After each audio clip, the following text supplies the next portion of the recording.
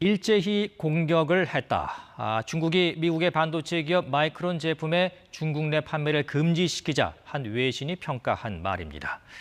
주요 7개국 정상회의가 끝나자마자 중국이 반격에 나선 것으로 풀이되는데요.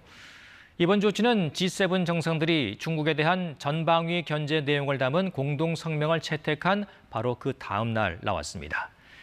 중국이 미국 반도체 업체에 제재를 가한 건 이번이 처음인데 마이크론 제품에 심각한 보안 문제가 발견돼 안보 심사를 통과하지 못했다는 게 중국 당국의 설명입니다.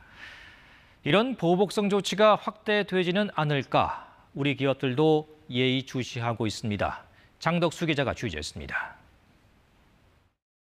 D램 반도체 시장은 우리나라 삼성전자와 SK 하이닉스, 미국 마이크론 세 회사가 장악하고 있습니다. 중국의 마이크론 배제 조치가 우리 반도체 기업에겐 기회가 될 수도 있다는 관측이 나오는 이유입니다. 그러나 직접적인 영향은 제한적일 것으로 보입니다.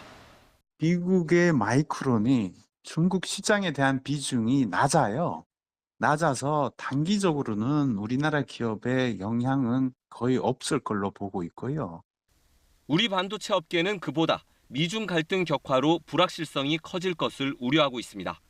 마이크론이 중국 시장에서 빠지더라도 그 자리를 우리 기업들이 채우지 말 것을 미국이 요청했다는 보도가 나왔지만 정부는 공식 입장을 내놓지 않고 있습니다.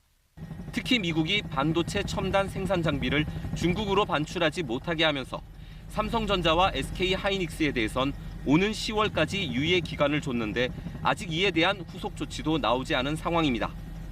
중국 반도체 공장 운영에 차질이 생긴다면 이미 대규모 생산 기지를 둔 우리로선 타격이 불가피합니다. 정부는 어느 한쪽도 선택하지 않겠다며 한중 경제 협력도 계속 추진하고 있다고 강조했습니다. 탈중국은 선언한 적도 없고 탈중국을 할 의도도 전혀 없다는 말씀을 분명히 드립니다. 미국과의 관계를 강화하는 것이 곧 중국을 벗어나는 중국을 외면하는 것이냐, 그렇게 해석해서는 안 된다. 이달 들어 중국에 대한 수출은 1년 전 같은 기간보다 20% 넘게 주는 등 7개월 연속 적자를 이어가는 상황. 미국에 맞선 중국이 반도체 자립에 속도를 낼 경우 장기적으로는 우리에게 큰 위협이 될 수 있어 반도체 업계는 촉각을 곤두세우고 있습니다. KBS 뉴스 장덕수입니다. 안녕하세요. 이소정입니다. 대한민국에서 가장 정확하고 빠른 뉴스는 KBS 뉴스 채널을 구독하면 만날 수 있습니다. 뉴스 제보는 언제 어디서든 카카오톡이나 KBS 앱으로 간단히 할 수 있습니다. 시청자와 함께 KBS 뉴스를 만들어갑니다. 감사합니다.